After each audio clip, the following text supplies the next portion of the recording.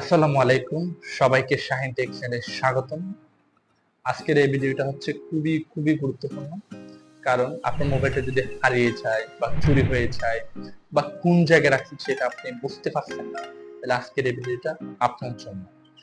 তো আজকের এই ভিডিওটা যারা দেখতেছেন, যারা বলে ফেলাই দিয়ে দিচ্ছেন আর কি, তো এই ভিডিওটা কিন্তু সম্পূর্ণ দেখবেন, কারণ আপনার কোনদিন না কোনদিন কাজে আসবে। তো আমরা আজকের এই ভিডিওতে কি জানতে পারবো? মূলত আসলে জানতে পারবো আমরা কিভাবে ওই মোবাইলটার লোকেশন জানা যায়। ধরেন আপনার মোবাইলটা চোর চুরি করে বাসা থেকে নিয়ে এক জায়গায় বিক্রি করে দিচ্ছে, তো সেটা কোন জায়গায় বিক্রি করে দিচ্ছে বা কোন জায়গার ভিতরে আপনার মোবাইলটা অফ করে দিচ্ছে চোর, ওই চুরি করা মোবাইলটার লোকেশন যে জায়গায় বন্ধ করে দিচ্ছে ওই জায়গাটা কিন্তু আপনি চাইলে আপনার হাতে থাকা মোবাইলটা দিয়ে কিন্তু বাই করে দিতে পারবেন। তার জন্য আপনাকে কি লাগবে? ওখানে আসলে ওখানে লাগবে আপনার জিমেল আইডি। এখানে লাগবে আপনার প্রথমে জিমেল আইডি লাগবে, এরপর লাগবে আপনার ওই জিমেল আইডির পাসওয়ার্ড। কোন জিমেল আইডি? এরপরে আপনার যে জিমেল আইডিটা হচ্ছে ওইটা হচ্ছে যে মোবাইলটা চুরি হয়েছে আর কি, ওই মোবাইলটার জিমেল আইডিটা আপনার জন্য অবশ্যই অবশ্যই লাগবে যদি আপনি লোকেশন দেখতে চান। ঠিক আছে?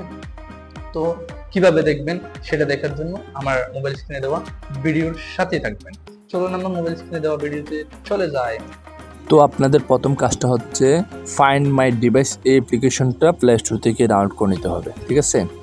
তো এই প্লে স্টোর থেকে ডাউনলোড করার পর সাইন গেস্ট মোড এখানে ক্লিক করবেন। ক্লিক করার পর এখানে আপনাকে যে মোবাইলটা হারিয়ে গেছে বা যে মোবাইলটা খুঁজে পাচ্ছেন না ওই মোবাইলের ইমেল অ্যাড্রেসটা দিতে হবে। এরপরে ওই মোবাইলের ইমেল অ্যাড্রেস দেওয়ার পর নেক্সট অপশানে ক্লিক করে দিবেন।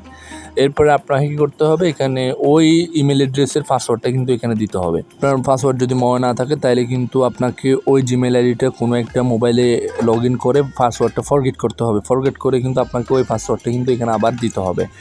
অবশ্যই এখানে পাসওয়ার্ড লাগবে এবং জিমেল আইডিটা লাগবে। এরপরে নেক্সট অপশানে ক্লিক করে দেবেন। ক্লিক করে দেওয়ার পরে এখানে দেখতে পাচ্ছেন এই জিমেল আইডি দিয়ে কিন্তু দুইটা ডিভাইস কিন্তু লগ ইন করা আছে এই জিমেল আইডিটা। তো এখান থেকে আমি রিয়েলমি C53 ওইখানে ক্লিক করলাম।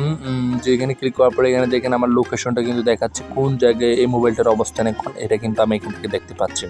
তো আপনারা কিন্তু এখান থেকে দেখতে পাচ্ছেন এখানে কিন্তু দুইটা ডিভাইসের মধ্যে আরেকটি ডিভাইস হচ্ছে Samsung Galaxy tab A7 light. তো এখানে আপনারা প্লে সাউন্ড যে অপশনটা দেখতে পাচ্ছেন, আমি প্লে সাউন্ডে ক্লিক করব। প্লে সাউন্ডে ক্লিক করলে আসলে কী হবে, যখন আপনি প্লে সাউন্ডে ক্লিক করে দেবেন তখন আপনার মোবাইলটা যদি বা আপনার আশেপাশে থাকে তখন আপনি কী করতে পারবেন, ওই সাউন্ডটা শুনতে পারবেন। ওই মোবাইলটা কিন্তু আওয়াজ করবে, ঠিক আছে, যদি অন থাকে আর কি। তো এইটা করার জন্য আপনাকে প্লে সাউন্ডে ক্লিক করতে হবে। নিচের দুইটা অপশন নিয়ে আমি কিন্তু একটা ভিডিও বানাবো, তার জন্য আপনাকে এই চ্যানেলটা সাবস্ক্রাইব করে পাশে থাকতে হবে।